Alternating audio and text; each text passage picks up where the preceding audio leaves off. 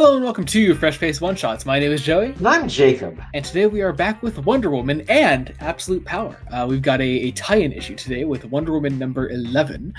We do also still have our backup stories with World's Finest, which is still continuing into all this, which we were actually just talking before recording that we're both kind of really grateful for, or at least I brought up initially that I'm really grateful that it's still there. Because, there are a lot of, getting actually into the discussion here, there are a lot of different ways that one could approach doing tie-ins to big comic book events. And Tom King's approach here is, wise for, Wonder Woman not having too much to do with the main Absolute Power event as a book. Let us basically stop the thrust of King's Wonder Woman.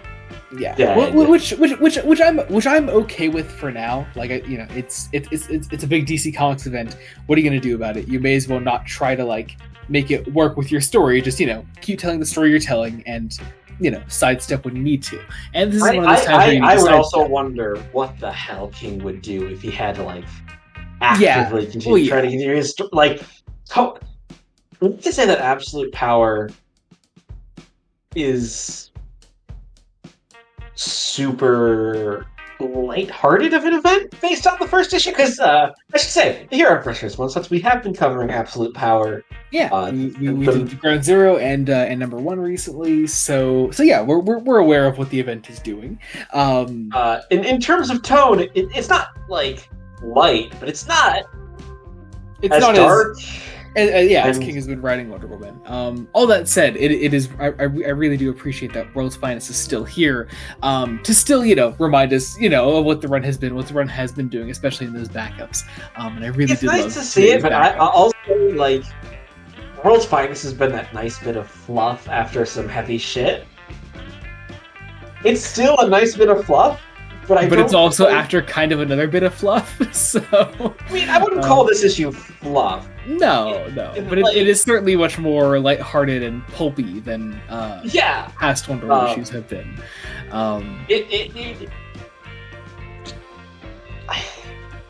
It all kind of...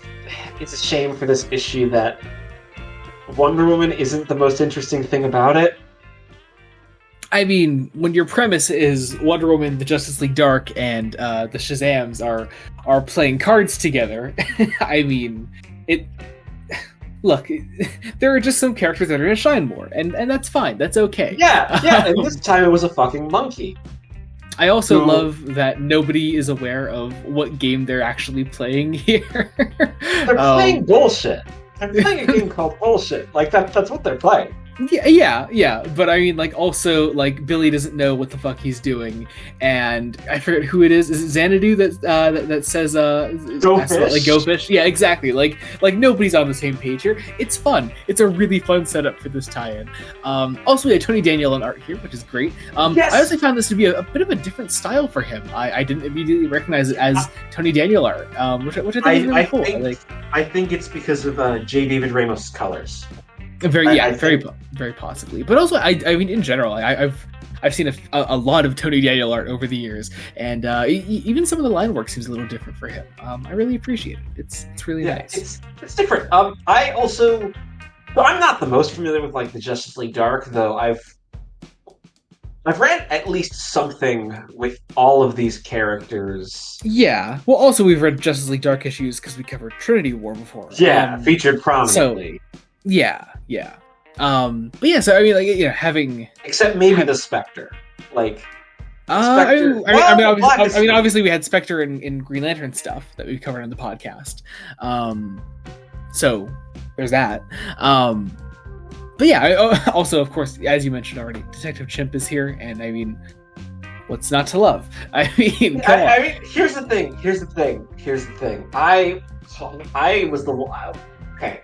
So they're playing cards, these great little character beats of nobody playing.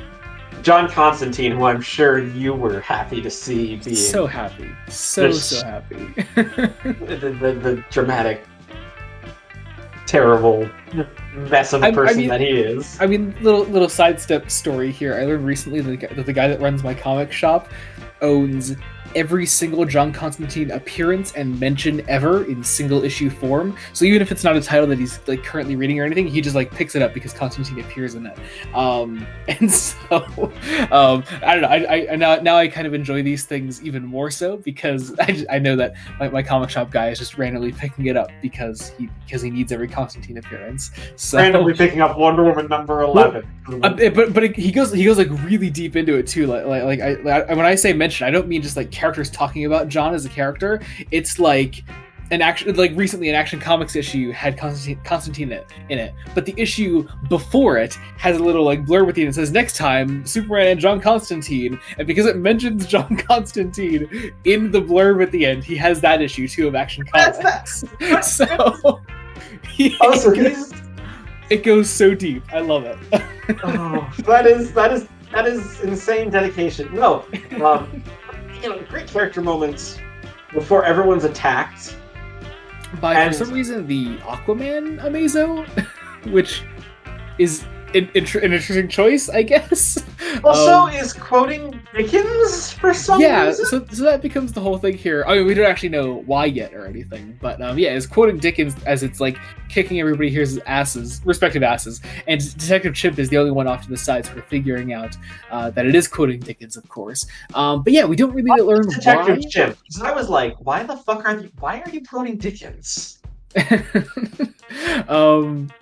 just it makes for a fun setup for a mystery. But that is the bulk of the issue. It is just this extended fight between the Amazo, a member of Task Force 7 that seems to have taken the theme of Aquaman for its design. And it's a great extended fight sequence. It does, of course, eventually lead up to the moment in Absolute Power number 1, where all of our respective heroes and magic users lose their respective powers and become powerless. And that is pretty much where the main story of the issue ends. We do also get a glimpse of the Wonder Woman Amazo robot as it fights Detective Chimp at the end. Yeah, it does also say that it's tying directly into Task Force 7, which we aren't reading or covering on the channel. I don't think we'll be. I like to think we won't be too lost. I guess we'll see. I guess we'll see. Here's the thing. If I were to guess, I'm going to guess that it's just the Justice League Dark stuff that is going into that, and I think Wonder Woman as a character will be doing other things. I'm thinking. I could be wrong. Hopefully, Task Force 7 worries me because it's a 7-issue miniseries. Yeah, but if not, also it is also advertising the story continuing in Absolute Power number 2, so we'll at least be caught up on some things throughout all of it. So there will be a thread that we follow. We'll follow some of it, and we'll try to keep up on as much as we can. It's no guarantees though, so yeah. That is pretty much the main story, though. Unless you had anything else to talk about before we go into the backup. No. Art's pretty. It's you know what? I'm gonna be honest. This is probably the weakest main issue story so far. It's not bad. I mean, only because it is a tie-in, and Tom King clearly isn't interested in making it tie into his main story, which I don't blame him for. And honestly, I think the run would have suffered if he tried to like make those two stories mesh together. So I'm honestly happy it ends. He is going the direction he is. Tom King does not fuck with big event comics, and you can tell that, and that's fine. That to each their own. Everyone knows their strengths. I'm glad King knows his. So, getting into our backup here, this is World's Finest Part 8. I fucking loved this. I loved this so much. John, Damian, and Lizzie are going to see the Black Canary, which in this case is just a Taylor Swift stand-in, it seems.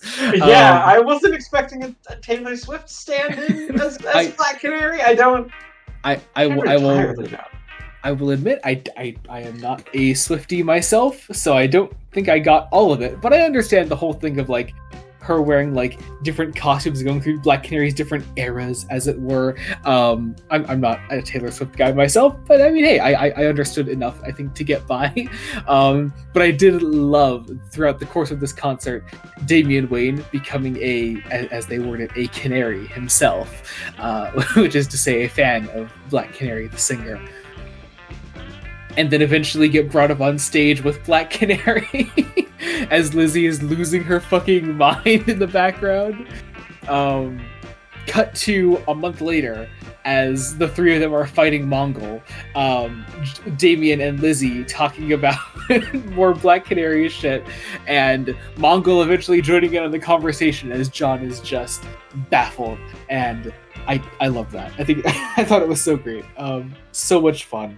I really cannot overstate how much I love World's Finest as a backup. It's fun. I was honestly more interested in the characterization here than a lot of the main story, which is probably because I'd like to see when Damian Wayne is just allowed to be normal, if that makes sense. Interesting. Because here's the thing. From reading Morrison's Batman, Morrison threads this needle of Damian being kind of just a normal kid underneath in his own weird way. But also, being an absolute shit and constantly putting up this face of, superiority and dark brooding asshole, that he is. But yeah, there's still a normal kid underneath that, and I like seeing Tom King tap into that. And as always, Dylan Ortega's art is fantastic. So yes. Also, I love the joke of Mongol being a canary himself. I thought that was a lot of fun. Yeah. Anyway, that's that. It's so weird to have an issue where we really don't have much to talk about in terms of Wonder Woman. Like, hey, as a character, I'll take the back seat for a little bit. That's fine. I'm okay with it. I hope she at least features a little more in the next time, because I think that depends on if I'm right about the whole Justice League Dark thing tying into Task Force 7. I could be wrong about that. I don't know. I'm just guessing. Yeah. I could be totally wrong. You could be wrong. This is just a weird issue. Like, I don't know. I didn't mind it. I had a good time with it. I had a fun time reading it, but it's like not a whole lot to actually say, which has been kind of a shame because King is usually like... That's fine. Jacob, it's fine. It's fine. This is Tom King's Wonder Woman. It's been so heavy. Take your sugar rush for a little bit. God damn, man.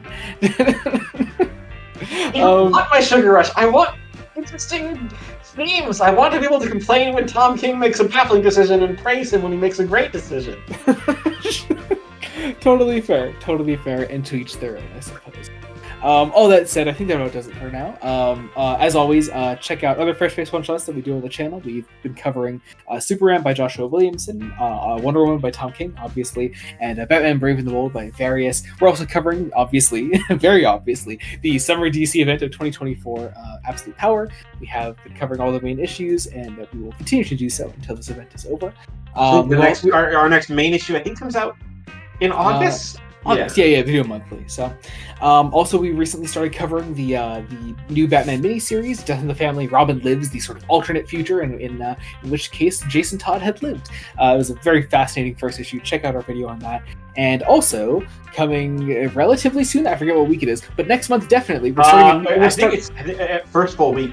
I believe it's out on the 6th. And yeah, we'll start advertising it a bit more next week. But yeah, next month we're starting up a new ongoing in Fresh Face One Shots, so be on the lookout for that. I'll leave it there. Also, the main podcast, Fresh Face Comics, we're in the middle of a Marvel block right now.